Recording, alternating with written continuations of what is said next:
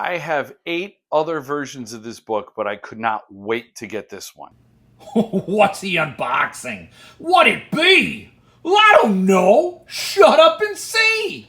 Hey friends, welcome back to the channel. Today I'm unboxing Autumn Springs Retirement Home Massacre for like the umpteenth time. Because like I said, this is the 9th version of this book I own, and they are all signed by Philip Fracassi, but none of them compare to what's in this box. I've seen people raving and screaming about it.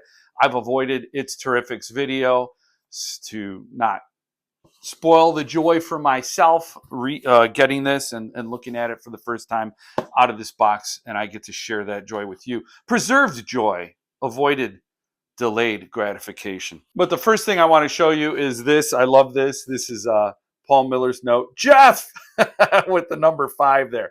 Jeff, because number 5 is my Earthling number. I have Boys in the Valley, Gothic, and Serafina, all numbered 5. I take a really inappropriate amount of thrill in that I have matching numbers, and they're very low. But you know, it's my prerogative. Now I've read this book twice in 2 different versions. I think the published version in the trade edition is the best version of it, but the killer POV chapters added so much to my initial read. I thought they were incredible. They added a level of humor to it that I could see take that out, and they really pack a punch in the trade edition. But what's awesome is that those killer POV chapters are restored in this edition in the bonus items, the addendum, parking garage of extra bonus material. So you can read them as well. You could flip back and forth, I suppose, and read it in the where they were in the book originally, and have a very cool encore director's cut version of the book. So here it is. You know how Earthling packs by now, very, very well. I don't think I've ever had a damaged book in the mail that came from Earthling. So here is the book. It is without slipcase, as the other Philip Fracassi Earthlings have been, with a beautiful dust jacket. Art. Look at that. That is awesome. I love it. Love the massacre. There's no other way to really put the word massacre other than in that typeface. So that totally makes sense. I love the front with no type on it, so you can let the art sing.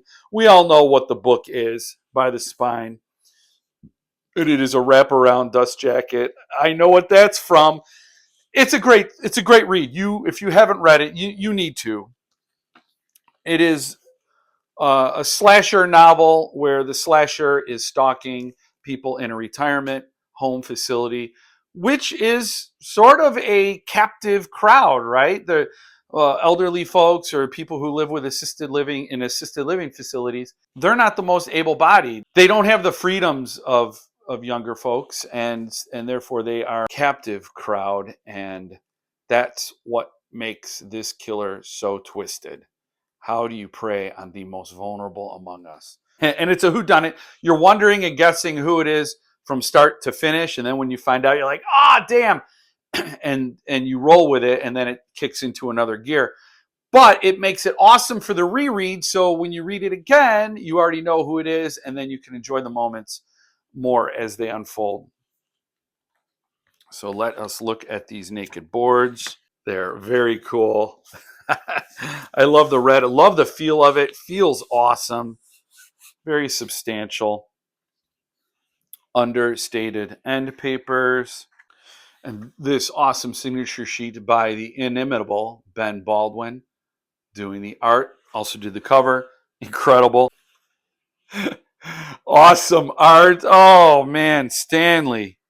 Now, I am a little upset that I didn't get to read Autumn Springs in this edition first. Choo choo. Choo choo train. So who is that? Do you know? Not yet. Not yet. You're going to find out and you're going to be blown away. So, an awesome story as these individuals fight back against this unstoppable killer who kills in very creative ways. I also should note that my number is 5 out of 350. I didn't notice it on the first pass because it's so cleverly incorporated into the art. But that is cool. I like that. That's on my bingo card. So there it is, bonus content, killer POV, and it says warning, spoilers ahead. And there's an introduction to the bonus content, which is very cool, where Philip explains how he wrote the book, how he initially came about this format, and I'm assuming why he switched it up and what he thinks about the change. So that's cool. I have yet to read that. I just got the book. Give me a break. But you get it all. This is a very incredible edition. This is the ultimate edition. This is the 9th version, like I said, of the book I got, but it is the best. I mean, wow, this cannot be topped. I'd love to get a slipcase for it to match all the other aftermarket slipcases I bought for the other Earthling editions. What a great return to Earthling for Philip Fracassi. Because like I, as a lot of you out there probably were introduced to Philip Fracassi through Earthling with Boys in the Valley. That was my first read, and I was hooked ever since. So to see another volume of Philip's work come out from Earthling is a joy. And very happy to have it. And encourage you to go out and get this book. If you don't have it, if you've not read it, you're probably not going to be able to find this edition. There's a wait list at Earthling for leftover copies, PC copies, etc. But for now, it is all completely buttoned up and sold out, though you can get a nice edition from Broken Binding that has the UK cover, and it's a hardcover. It's also signed, so you can get that if you've not read it. You could also go to Twisted Retreat and get probably the second best edition when it comes to the hierarchy of versions of this book. Twisted Retreat's probably number 2 after Earthling, and then number 3 would be Broken Binding. Number 4 would be Aardvark, but I think that's completely gone. So Twisted Retreat or Broken Binding, I'll put the links in the description, or you got to hit up the secondary market for this, and I say good luck. But that's all I got for now. Thank you for joining me this time. Hope to see you again next time. And in the meantime, stay frosty.